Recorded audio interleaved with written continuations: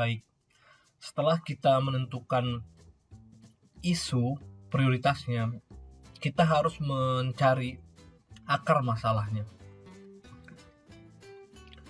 Di sini saya memiliki isu yaitu mengapa masih lambat proses pemberian sertifikat peserta pelatihan. Jadi kalimat ininya lambatnya proses pemberian sertifikat peserta pelatihan. Nah, jika kita menggunakan Fishbone, kita harus menambahkan di depannya mengapa masih lambat proses pemberian sertifikat peserta pelatihan. Ada 6 hal yang menjadi perhatian di sini.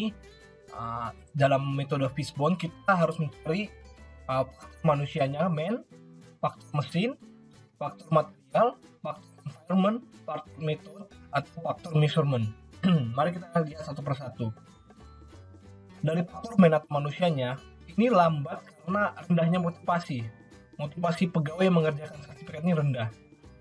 Kemudian yang kedua, dari faktor manusianya, kompetensi pegawainya kurang. Jadi kecepatan dalam membuat sertifikat itu sangat lambat. Misalnya dalam sehari hanya bisa mampu membuat sertifikat hanya 10 sertifikat saja.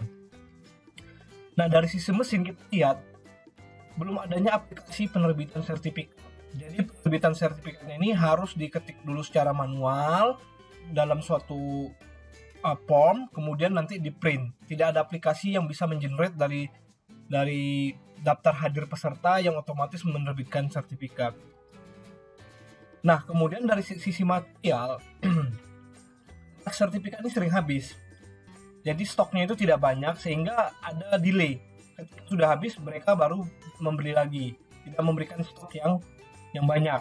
Kemudian dari yang keempat adalah environment, lingkungannya. Seperti apa sih lingkungannya? Ini ada pandemi COVID sehingga seluruh pegawai nggak bisa masuk kerja 100%. Jadi harus secara bergantian.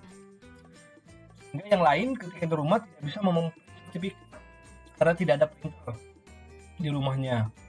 Kemudian yang kelima, dari sisi metodologi belum ada SOP tentang lamanya waktu penerbitan sertifikat. Jadi pegawainya mengerjakan ya sebisa mereka saja, tidak ada standarnya berapa lama penerbitan sertifikat dalam sehari, berapa sertifikat. Atau misalnya setelah peserta mengikuti pelatihan, berapa lama peserta sudah dapat menerima sertifikat. Apakah seminggu setelah peserta pelatihan selesai mereka sudah menerima sertifikat. Nah, kemudian penerbitan sertifikat masih manual. Nah, ini metodologi, jadi belum secara sistem di generate. Nah, dari sisi measurement, ini tidak ada target jumlah sertifikat yang dikeluarkan tiap bulan. Misalnya tadi metodologi tadi lebih kepada SOP-nya. Kalau di sini nih measurement belum ada target untuk orang, KPI-nya belum ada, atau SKP orang itu belum ada. Nah, itu yang menjadi penghambat kenapa sertifikat itu lama dikeluarkan.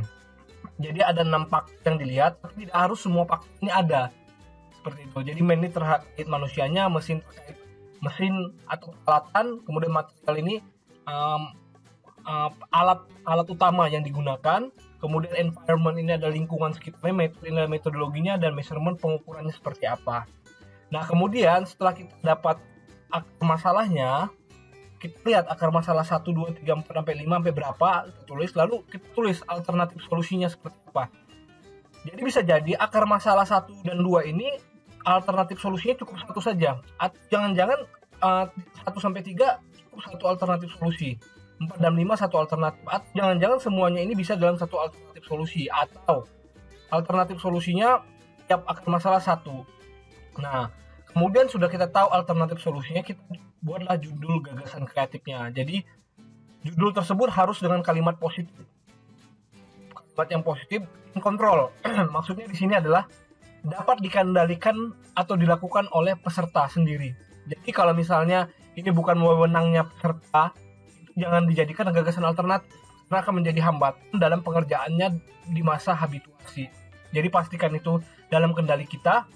Dan smart itu adalah gagasannya spesifik, measurable, attainable, ini dapat dicapai, relevan dengan permasalahannya, dan antara permasalahan itu relevan, dan base dapat dikerjakan dalam waktu 30 hari.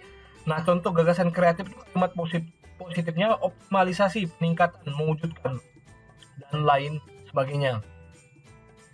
Ini adalah contoh judul gagasan pemecahan isunya, yaitu percepatan penerbitan sertifikat pelatihan dasar dengan aplikasi sertifikat berbasis online.